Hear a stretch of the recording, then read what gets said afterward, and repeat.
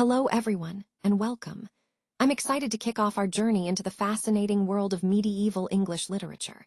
Today, we're exploring a remarkable figure, the monk poet of Bury St. Edmunds.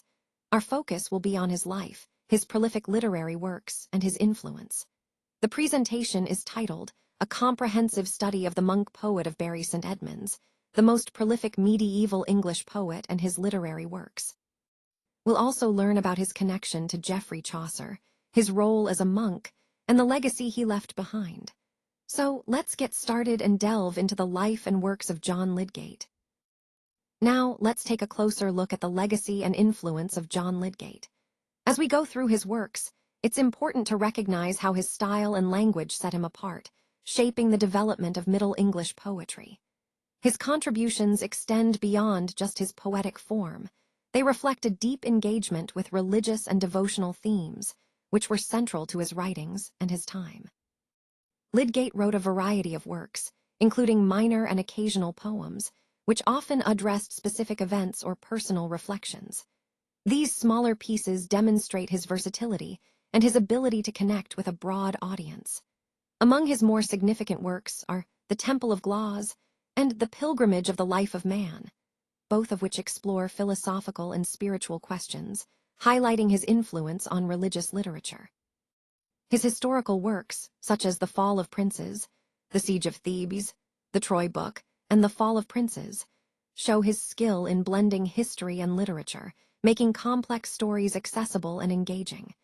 These works not only entertain but also serve as moral and educational texts, emphasizing the importance of virtue and faith.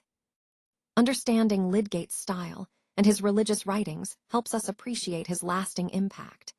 His ability to weave moral lessons into engaging poetry ensured his influence extended well beyond his lifetime, shaping subsequent generations of writers.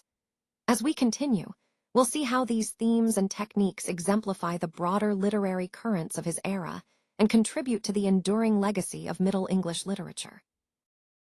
Today, I want to introduce you to the life of a fascinating figure, the monk poet of Bury St. Edmunds, John Lydgate. So, who exactly was John Lydgate? Well, he was a prominent poet and monk in the early 15th century, living during a time of significant cultural and religious change in England. Lydgate is best known for his extensive poetic works, which blend religious themes with storytelling, reflecting both his spiritual devotion and his literary talent. He spent much of his life at Bury St. Edmunds, a major religious center, which influenced his writing and his role within the community. Lydgate's poetry wasn't just about religious devotion. It also addressed social issues and showcased his skill as a storyteller. Understanding his background helps us see how he embodied the role of a monk poet, someone deeply committed to faith, while also engaging with the world through his words. In the context of this presentation, Lydgate exemplifies the important connection between spirituality and literature during this period. His work illustrates how monks were not only religious figures, but also active contributors to the cultural life of their time. So, as we explore his life, keep in mind how his dual identity as a monk and a poet helped shape the literary landscape of medieval England. Let's take a closer look at John Lydgate's reputation and background. During his lifetime, he was considered England's poet laureate in all but official title. He was highly revered, especially by Chaucer, whom he regarded as his master. In fact, Lydgate called Chaucer the flower of poets in our tongue, emphasizing his admiration for Chaucer's excellence. Lydgate was incredibly prolific, producing over 145,000 lines of verse, making him the most prolific English poet of any era. His work reached many noble families, including Henry VI, and Humphrey, Duke of Gloucester, which shows his prominent position in literary and court circles. Regarding his education, Lydgate studied at Oxford and traveled to Paris, which was quite unusual for a monk poet of his time. This extensive education helped shape his literary craft and broaden his worldview. He was a Benedictine monk at the Abbey of Bury St. Edmunds in Suffolk around 1449 to 1451. He was born in Lydgate village in Suffolk, which is where he took his surname.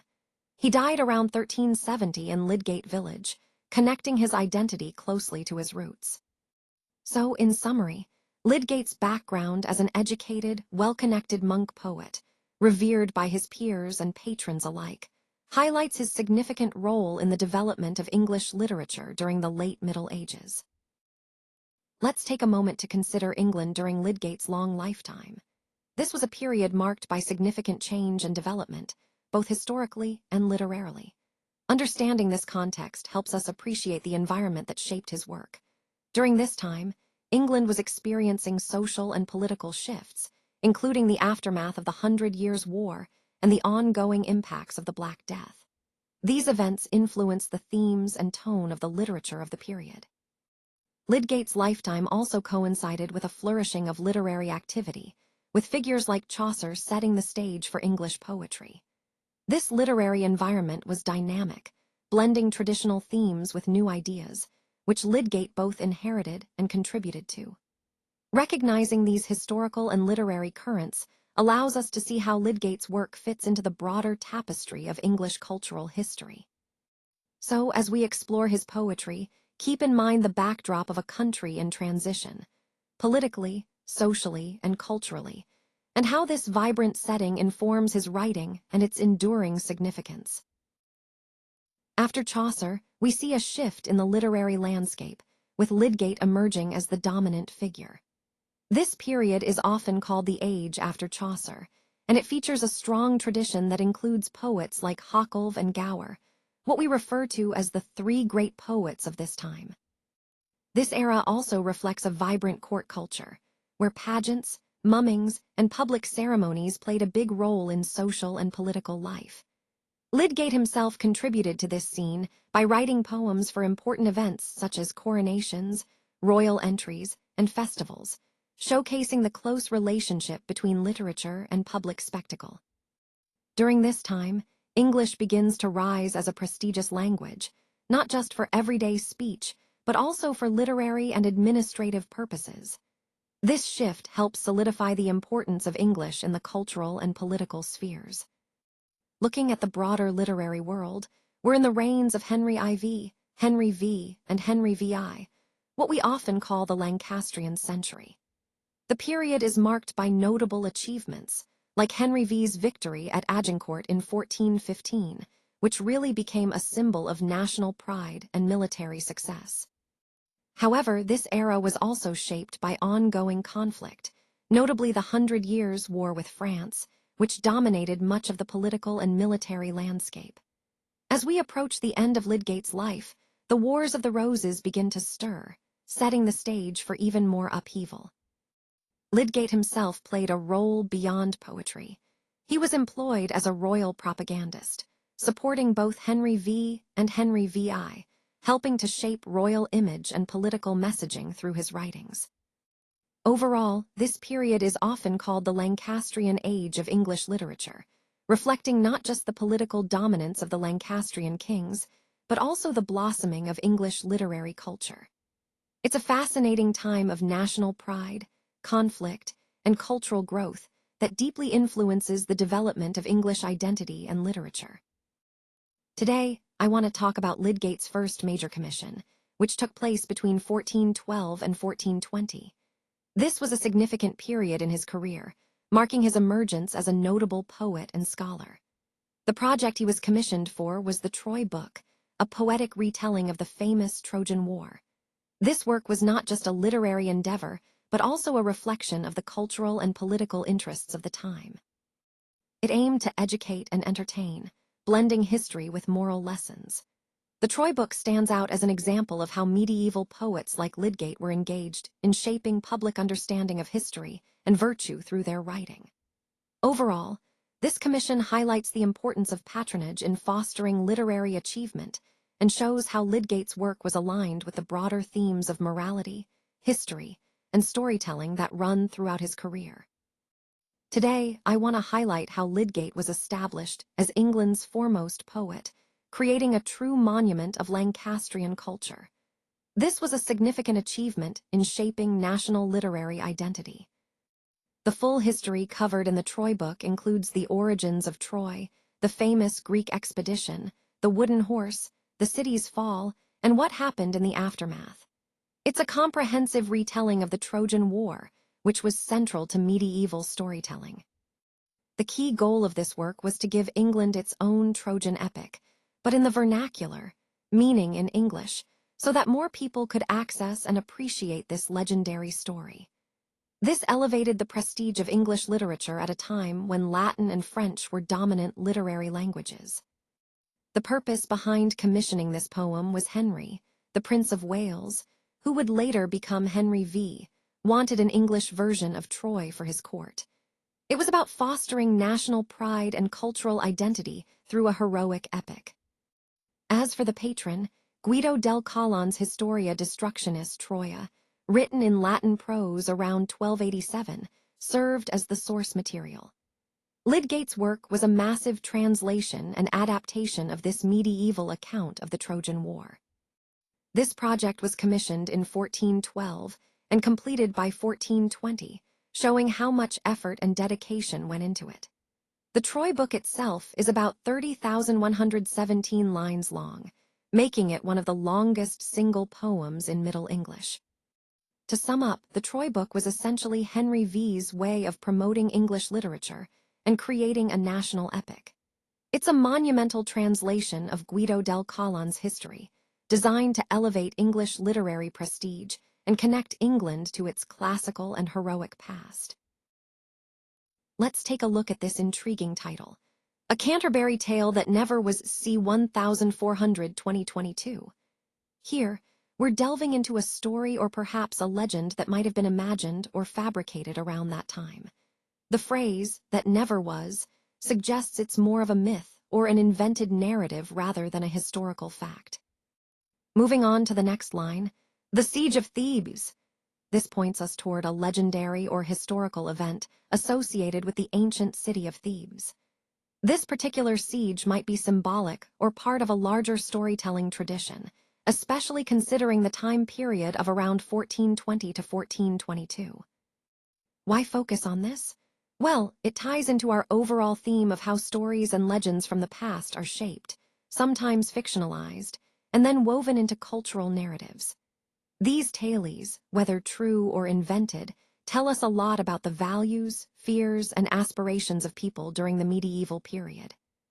So, in essence, this slide invites us to think about how stories from history can be manipulated or reimagined, like a tale that never was, and how such stories still influence our understanding of the past today. One of the most daring examples of Chaucerian imitation is when Lydgate actually inserts himself into Chaucer's fictional world. This is quite bold because it blurs the lines between the storyteller and the story, creating a kind of literary dialogue across generations.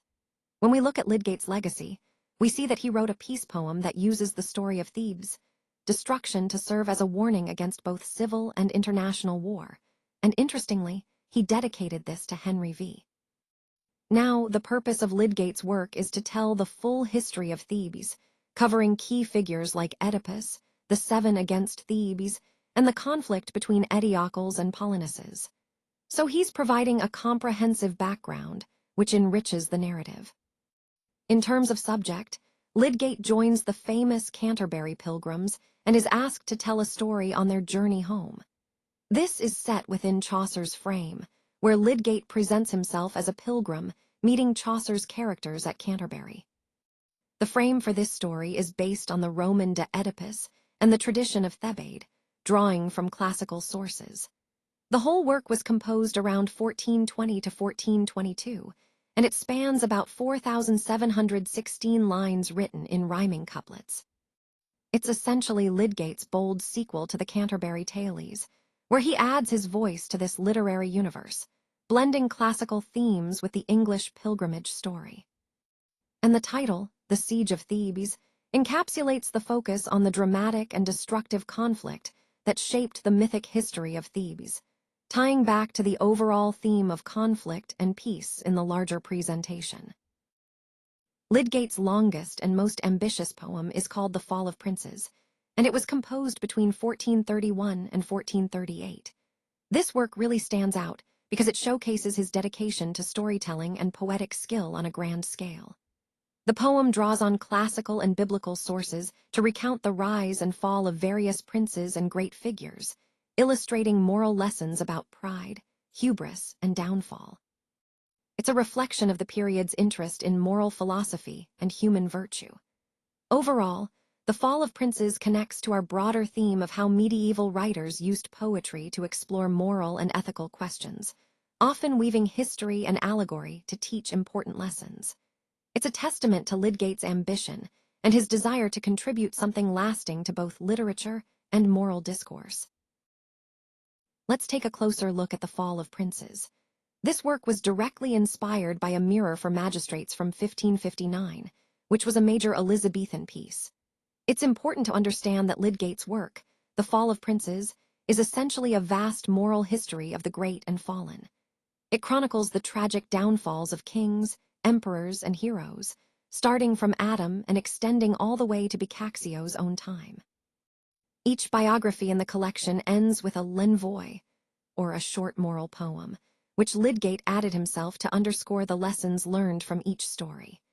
These envoys often reflect on the themes of fate and the instability of earthly power, highlighted symbolically through the image of Fortune's wheel, which shows how the mighty can rise and fall unpredictably. The structure is quite interesting. It's based on Laurent de Premierfate's French version of Boccaccio's De Casibus, composed around 1400. The entire work spans about 36,365 lines, making it Lydgate's longest poem, covering 9 books, each filled with multiple tragic stories. The source material is rich, drawing from historical figures like Humphrey, Duke of Gloucester, Henry V's learned brother, and the work was composed over a span of 7 years, from 1431 to 1438. Overall, The Fall of Princes offers us a massive moral and historical lesson. It's a reflection on the rise and fall of great individuals, emphasizing the fleeting nature of earthly greatness and the moral consequences of pride and hubris. It's a cornerstone of medieval moral storytelling, connecting history, morality, and literature into a comprehensive narrative about human downfall. Now, let's turn our attention to Lydgate's remarkable allegorical translation, The Pilgrimage of the Life of Man. This work is a fascinating allegory that depicts life's journey as a spiritual pilgrimage. It's essentially a poetic representation of the human life cycle, filled with symbolic figures and moral lessons. Lydgate uses this allegory to explore themes of virtue, vice, and the ultimate goal of salvation. What's especially interesting is how this translation reflects the medieval worldview, emphasizing the importance of moral integrity on the path to eternal life. Connecting this to our overall theme, it highlights the ways in which literature served as a moral guide, shaping how people understood their own life journeys. It's a great example of how allegory was used not just for storytelling, but for instructing and inspiring moral reflection. This slide highlights one of the most remarkable examples of allegorical translation in Middle English.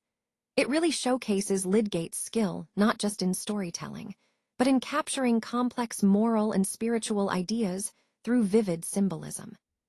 Here, we see figures like Gracia, representing divine grace, along with Venus, pride, and sloth, each guiding or hindering the pilgrim on his journey. These personified virtues and vices create a rich tapestry that reflects the moral struggles faced by every human soul.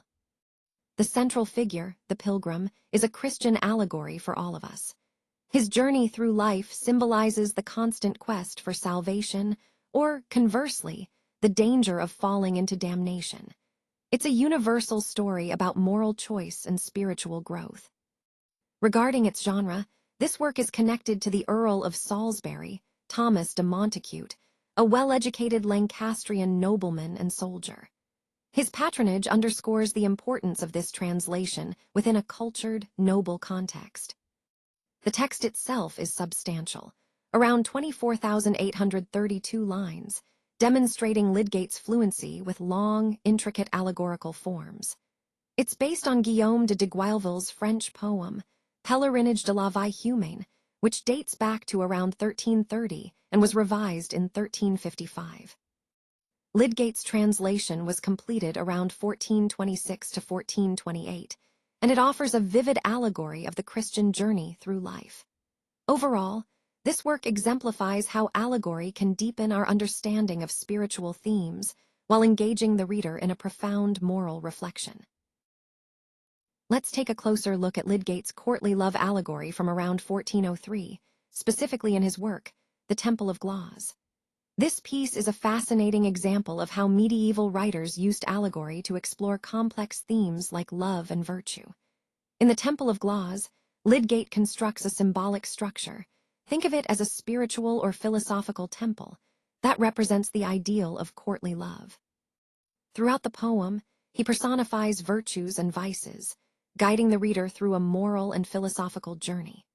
What makes this particularly interesting is how Lydgate ties the concept of love to notions of moral integrity and virtue, aligning with the broader themes we've been discussing about how love was idealized and woven into the moral fabric of medieval society.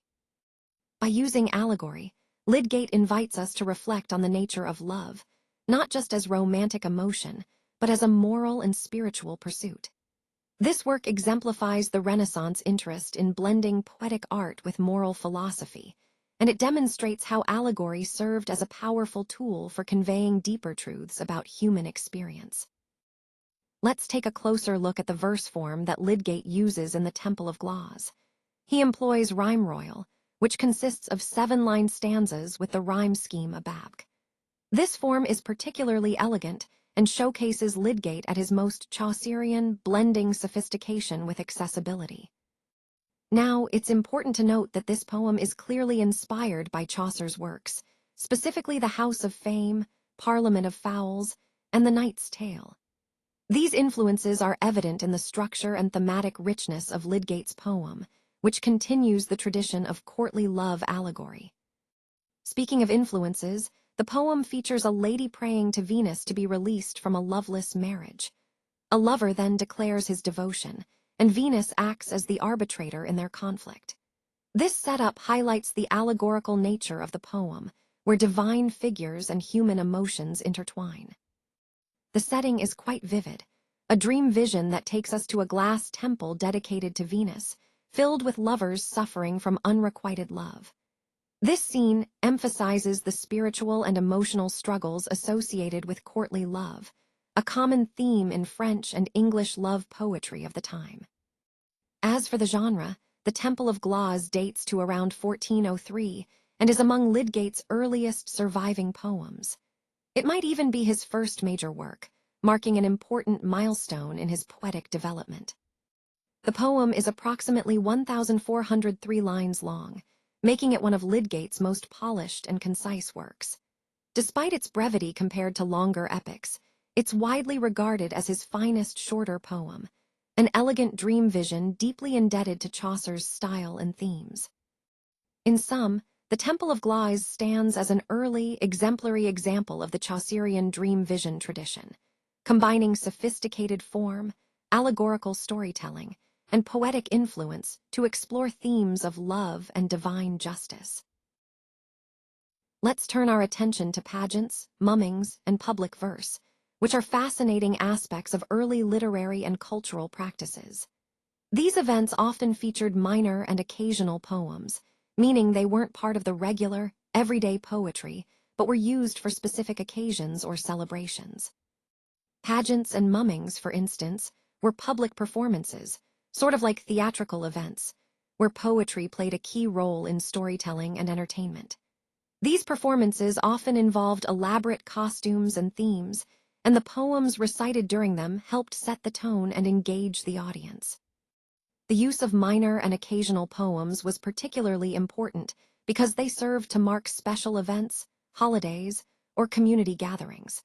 They were more spontaneous and situational, rather than being part of a sustained literary tradition, but they nonetheless contributed significantly to the cultural fabric of the time. By understanding these forms, we see how poetry was deeply embedded in public life, shaping social and cultural identity through accessible, often fun, and community-focused performances. This connection between poetry and public spectacle illustrates its role beyond the literary world. It's about participation, celebration, and shared experience. let's explore some of Lydgate's practical and didactic verse, which offers us a glimpse into his diverse output. One example is his poem on health and diet, written as an instructional verse aimed at lay readers, emphasizing the importance of good dietary habits for health. This reflects his interest in providing useful knowledge accessible to the general public. Moving on, we see his versatility in retelling legends, such as the romantic story of Guy of Warwick.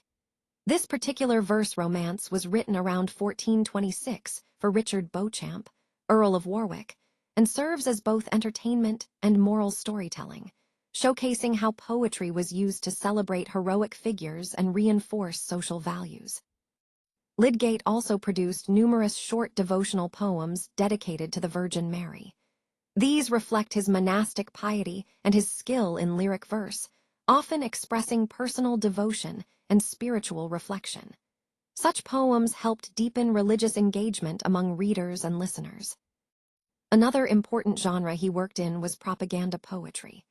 For example, he composed a piece in both English and French asserting Henry VI's legal claim to the French throne, created for his coronation festivities. This highlights how poetry was a tool for political messaging and royal propaganda, emphasizing national aspirations. Lydgate's talents extended to the theatrical realm with elaborate mummings and disguisings, performance pieces with costumes, music, and allegorical figures. At least 6 of these were written for royal and civic celebrations, with the mumming at Hertford standing out as a comic masterpiece. These performances were highly popular and vividly brought stories and allegories to life. Throughout his career, Lydgate was a prolific figure in public life, constantly commissioned for major events like coronations, royal entries, festivals, and noble celebrations. No other English poet before him was as thoroughly engaged as a public voice, using poetry not just for art, but also for civic and political expression. In summary, these examples illustrate how Lydgate's work bridged the practical, the devotional, the celebratory, and the propagandistic, showing the vital role poetry played in medieval public and political life. Now, let's turn our attention to the monk poet's spiritual writings, which play a crucial role in understanding his impact. These works are primarily religious and devotional in nature, reflecting his deep commitment to his faith and spiritual practice. As we explore this slide, notice how these writings are not just poetic expressions, but serve as guides for devotion and spiritual reflection. They often embody core teachings, emphasizing humility, compassion, and inner peace. The monk poet used his poetic talents to inspire others on their spiritual journeys, making complex religious ideas more accessible and heartfelt. This connection between poetry and spirituality highlights how art can serve as a powerful vessel for devotion. Overall, these works are integral to appreciating his influence as both a spiritual leader and a literary figure. Now, let's turn to some of Lydgate's religious and devotional works, which highlight his deep spiritual engagement. First, we see that he composed dozens of short religious lyrics. These include prayers, hymns, invocations to the Virgin Mary, and meditations on the Passion of Christ. These texts circulated widely, initially in manuscript form and later in print, demonstrating their popularity and importance in devotional practice. Next, we have Lydgate's final confessional poem, often called the Shorter Devotional Lyrics. This is a very personal meditation on his own life and sins, written near the end of his life. It's a touching reflection that shows his monastic piety and humility, giving us a glimpse of his inner spiritual journey. Moving on, the Testament, composed around 1448 or 1449, is a remarkable work that recounts the lives of the first British Christian martyrs. This poem was commissioned by John Wheathampstead, the abbot of St. Albans. It's quite extensive, over 4,700 lines written in rhyme royal, emphasizing its importance and grandeur. Then there's The Life of Saints Alban and Amphibole, written around 1439. It tells the stories of these early Christian martyrs, emphasizing their faith and sacrifice. We also have The Life of St. Edmund, from around 1433. This is a verse biography of St. Edmund, the martyred Anglo-Saxon king and patron saint of Bury St. Edmunds. Interestingly, it was written for King Henry VI's visit to the abbey, making it one of Lydgate's most patriotic religious poems. Finally, The Life of Our Lady, composed roughly between 1421 and 1422. This lengthy poem, about 6,000 lines, explores the life of the Virgin Mary. It's considered one of the finest Marian poems in English and was possibly commissioned by Henry V. It showcases Lydgate at his most lyrically devout, blending rich theological reflection with poetic beauty. Overall, these works highlight Lydgate's prolific output as a Benedictine monk deeply committed to religious devotion and spiritual reflection. Let's take a closer look at the Aureate poet and his craft. When we talk about Lydgate's style and language, we're really diving into what makes his poetry stand out. Lydgate was known for his polished and sophisticated use of language, which set him apart from many of his contemporaries. His style is often characterized by a careful attention to form and a rich vocabulary, reflecting his desire to elevate poetry to a noble art. Lydgate's language is both elegant and accessible, blending classical influences with the vernacular of his time. This combination allowed him to appeal to a broader audience while maintaining a high poetic standard. It's also worth noting that he often employed a variety of poetic devices, like alliteration, rhyme, and rhythm, to enhance the musicality of his work. Understanding his style helps us appreciate his craftsmanship and the way he contributed to the development of English poetry. His approach exemplifies the Renaissance ideal of combining classical learning with contemporary expression, making his work a vital link in the evolution of literary art. Lydgate greatly expands his sources, adding layers of digression, moralization, and even complaint, which enriches his work and shows his engagement with a wide range of ideas. His syntax is often sprawling, with long, periodic sentences that extend over many lines, creating a flowing, almost meditative rhythm. Most of his major works open with elaborate invocations to muses, gods, or the Virgin Mary, setting a lofty tone and linking his work to classical traditions. One of his favorite rhetorical devices is anaphora, repeating words or phrases at the beginning of lines or sentences, with variation used extensively to emphasize key ideas. This repetition not only adds musicality, but also drives home his points powerfully. Lydgate also borrows directly from Latin, using words like luminary, celestial, and magnificence to evoke grandeur and majesty, giving his language a majestic feel. In terms of form, Lydgate employs a diverse array of verse structures, rhyme royal, heroic couplets, and the stanza forms used in the Monk's Tale, showing his versatility and mastery over formal poetic techniques. He pioneered what's called the Aureate style in English poetry, a highly ornamental, Latinate diction designed to lend the language the gravity and prestige traditionally associated with Latin. By borrowing Latin and French words, he aimed to gild or beautify English, elevating its literary stature. This style was highly admired by his contemporaries and left a lasting influence, inspiring Scottish poets like Dunbar and Douglas to imitate his grandeur. Overall, the Aureate style represents his effort to give English poetry a sense of solemnity, importance, and artistic richness, an ambitious project that helped elevate the language's poetic tradition. Lydgate's place in literary history is quite significant, and understanding his legacy helps us see how he influenced the development of English poetry. His work represents a bridge between the medieval traditions and the emerging Renaissance ideals, showing both adherence to and innovation within the poetic forms of his time. When we talk about his influence, it's clear that he helped shape future poets by blending moral seriousness with a more accessible narrative style. His contributions are a testament to the evolving nature of literature during the 15th century. Recognizing his legacy allows us to appreciate how his efforts contributed to the broader trajectory of English literary tradition, inspiring later writers to pursue new themes and techniques. Overall, Lydgate's enduring influence underscores his importance not just as a poet of his era, but as a pivotal figure in the history of English literature. Lydgate wrote more than 145,000 lines of verse, which makes him the most prolific English poet both before and after his time. His sheer volume of work alone cements his place as an essential figure in literary history. Despite this, Victorian critics dismissed him as a verbose and dull poet, but modern scholarship in the 21st century has dramatically changed that view. Today, we recognize Lydgate as a sophisticated court poet and an effective propagandist, whose work reflects a keen political and cultural awareness. His ornate, aureate style was highly influential, inspiring Scottish poets like Robert Henryson, William Dunbar, and Gavin Douglas in the late 15th and early 16th centuries. These poets adopted his elaborate style, showing how Lydgate's influence extended beyond England.